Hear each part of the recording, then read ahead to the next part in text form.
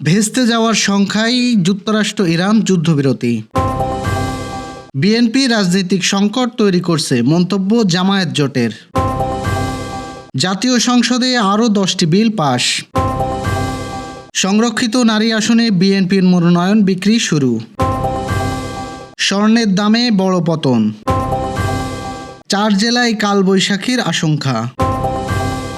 নাহিদ রানার bowling তোপে পেশোয়ারের record জয়। দর্শক, শুনছিলেন দিনের খবরের প্রধান শিরোনাম, এবার বিস্তারিত।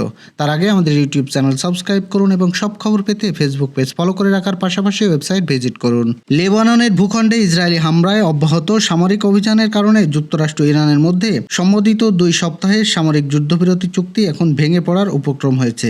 ওয়াশিংটন ও তেহরানের মধ্যে সমঝোতার কার্যকর হওয়ার 48 ঘন্টা পর হওয়ার আগেই লেবাননে নতুন করে ভয়াবহ হামলা চালিয়েছে ইসরায়েল, যা আন্তর্জাতিক মহলে গভীর উদ্বেগের সৃষ্টি করেছে। বুধবার এই রণক্ষয়ী হামলার 3 শতাধিক মানুষ প্রাণ হারিয়েছেন। যুদ্ধবিরতি থাকা সত্ত্বেও এমন বড় ধরনের সংঘাত চলতে থাকলে শান্তি প্রক্রিয়া যে কোনো সময় ভেস্তে যেতে পারে বলে আশঙ্কা করছেন বিশ্লেষকরা। এই উত্তপ্ত পরিস্থিতির মধ্যে মার্কিন পররাষ্ট্র দপ্তরের এক কর্মকর্তা জানিয়েছেন, সংকট নিরসনে আগামী সপ্তাহে ওয়াশিংটনে ইসরায়েল ও লেবাননের আলোচনার টেবিলে বসবে। এই সংঘাতের সূত্রপাত ঘটেছে গত 28 ফেব্রুয়ারি, যখন যুক্তরাষ্ট্র ইসরায়েলের যৌথভাবে ইরানের উপর অপারেশন ট্রপিক ফিউচারি অপারেশন বোলিং লাইন শুরু করে। যুদ্ধের অপরদিকে ইরানপন্থী লেবানন সশস্ত্র গোষ্ঠী হেজবুল্লাহ তেহরানের প্রতি সংহতি প্রকাশ করে লড়াইয়ে জড়িয়ে পড়ে। এর প্রতিক্রিয়ায় ইসরায়েলি লেবাননের অভ্যন্তরীণ হেজবুল্লাহর অবস্থানকে লক্ষ্য করে বিভিন্ন বিমান ও স্থল হামলা শুরু করে। বর্তমানে ইরান ও যুক্তরাষ্ট্রের মধ্যে একটি সামরিক যুদ্ধবিরতি কার্যকর থাকলেও ইসরায়েল দাবি করছে লেবানন এই চুক্তির আওতাভুক্ত নয়।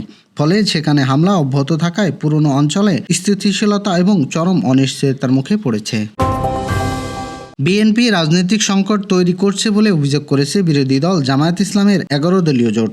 জোটের অন্যতম নেতা জামায়াত ইসলামের সেক্রেটারি জেনারেল মিয়া গোলাম পরোয়ার অভিযোগ করেন, বিএনপি গণভোটের রায় না মেনে জনগণের দেওয়া প্রতিশ্রুতি ভঙ্গ করছে না, প্রতারণা করছে না। গণভোটের রায় বাস্তবায়নের দাবিতে বৃহস্পতিবার বিকেলে জামায়াতের নেতৃত্বাধীন 11 দলীয় জোটের দেশব্যাপী গণসংযোগ কর্মসূচির উদ্বোধনকালে গোলাম পরোয়ার এই অভিযোগ করেন। এদিন জামায়াতের কেন্দ্রীয় কার্যালয়ে সংবাদ সম্মেলনে এসে শেরপুর ও বগুড়া নির্বাচনের গুরুতর অনিয়মের অভিযোগ তোলেন। গণঅভ্যুত্থানে আওয়ামী লীগ সরকারের পতনের পর অন্তর্বর্তী সরকারের রাষ্ট্র সংস্কারে রাজনৈতিক দলগুলোর ঐকমত্যের ভিত্তিতে জুলাই জাতীয় সনদ প্রণয়ন ও গ্রহণ করে।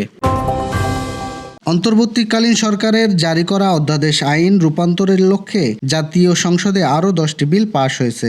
শুক্রবার ত্রয়োদশ জাতীয় সংসদের প্রথম অধিবেশনের আজ 13তম দিনে সকালে সেশনে উত্থাপিত বিলগুলো পাশ করা হয়েছে। উত্থাপিত বিলগুলোর উপর দফাওয়ারি কোনো সংশোধন প্রস্তাব না থাকায় সংসদে এই বিষয়ে আলোচনা হয়নি। সংশ্লিষ্ট মন্ত্রীরা বিল উত্থাপন করলে সম্মতিক্রমে সেগুলো পাশ হয়। শুক্রবার সকালে পাশ হওয়া বিলগুলো হচ্ছে নারায়ণগঞ্জ উন্নয়ন কর্তৃপক্ষ বিল, বরিশাল উন্নয়ন কর্তৃপক্ষ বিল, ময়মনসিংহ উন্নয়ন কর্তৃপক্ষ বিল, কুমিল্লা উন্নয়ন কর্তৃপক্ষ বিল, রংপুর উন্নয়ন কর্তৃপক্ষ বিল, বাংলাদেশ শিল্পকলা একাডেমি সংশোধন বিল, বাংলাদেশ বনশিল্প উন্নয়ন কর্পোরেশন বিল, আমানত সুরক্ষা বিল, এক্সজেস্টেড সল্ট বিল এবং মূল্য সংযোজন কর ও শুল্ক সর সংশোধন বিল। ত্রয়োদশ জাতীয় সংসদে সংরক্ষিত নারী আসনে দলীয় মনোনয়ন ফর্ম বিক্রি শুরু করেছে বিএনপি। শুক্রবার বেলা 11টায় রাজধানীর নয়াপল্টনে দলীয় কেন্দ্রীয় কার্যালয়ে মনোনয়ন ফর্ম বিক্রির কার্যক্রম উদ্বোধন করেন বিএনপি সিনিয়র যুগ্ম মহাসচিব ও প্রধানমন্ত্রীর রাজনৈতিক উপদেষ্টা রুহুল কবির রিজভী।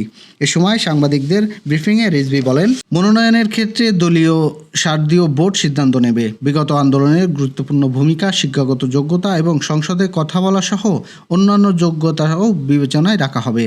তিনি মনোনয়ন প্রত্যাশীদের দলীয় শৃঙ্খলা মানার অনুরোধ জানান। দলীয় সূত্রে জানা গেছে, প্রতিটি ফরমের মূল্য ধরা হয়েছে 2 লাখ। জমা দিতে হবে আগামী 12 এপ্রিলের মধ্যে।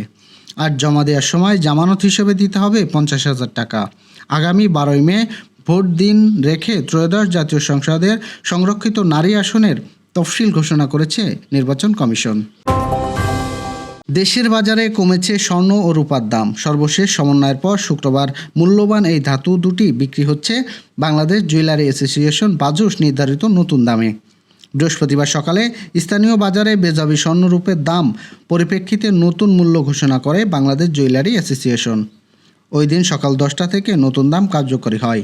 সিদ্ধান্ত অনুযায়ী বর্তমান দেশের বাজারে প্রতি ভরি 22 ক্যারেটের স্বর্ণের দাম 4,432 টাকা কমিয়ে 2,47,977 টাকা নির্ধারণ করেছে সংগঠনটি। একইভাবে 21 ক্যারেটের ভরি 2,36,721 টাকা, 18 ক্যারেটের ভরি 2,02,895 টাকা এবং সনাতন পদ্ধতির স্বর্ণের ভরি 1,65,279 টাকা বিক্রি করা হচ্ছে। এর আগে 8 এপ্রিল দেশের বাজারে স্বর্ণের দাম সমন্বয় করেছিল বাজুস।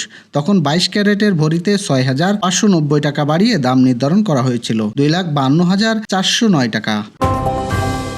দেশের উত্তর ও উত্তর পূর্বাঞ্চলের 4 জেলায় দুপুরের মধ্যে কালবৈশাখী ঝড় আঘাত আনতে পারে বলে সতর্ক করেছে আবহাওয়া অধিদপ্তর। পাশাপাশি আজ দেশের 8 বিভাগের বিভিন্ন এলাকায় দমকা হাওয়া, বিদ্যুৎ চমকানো সহ বজ্রবৃষ্টির সম্ভাবনা রয়েছে।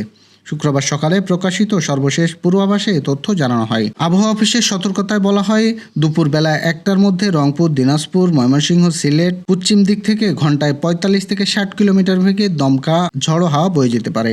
এ সময় প্রবল বৃষ্টি ও বজ্রপাতের সম্ভাবনা রয়েছে।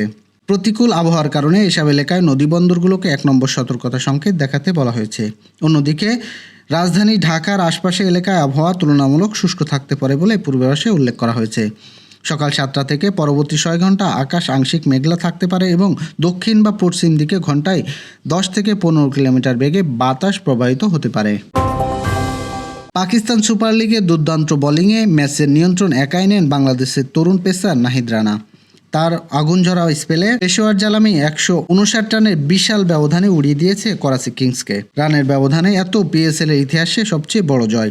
টস হেরে ব্যাটিং করতে নেমে শুরুতেই ধাক্কা খেলেও দ্রুত ঘুরে দাঁড়ায় পেশোয়ার।